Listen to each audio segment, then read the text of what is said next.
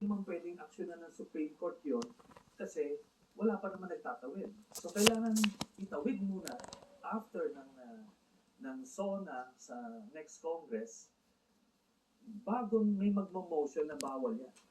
Kasi hindi pwedeng in between eh. Kasi how do you know na itatawid? Eh, wala pa naman. So, ganun yung gagawin. But, the crime has been committed. Kumbaga, dereliction of duty has been committed already. Ganun lang ang gagawin. Mag-quorum call lang. So, pwede mag-debate muna, motion. So, papahabain nila. Then, uuwi nila yung kasama nila. Mag-quorum call. Hindi ito nangyari po on June 11. Do you think it's gonna happen? Yung reading of the articles of impeachment at the reading of the impeachment court and taking. Will it happen?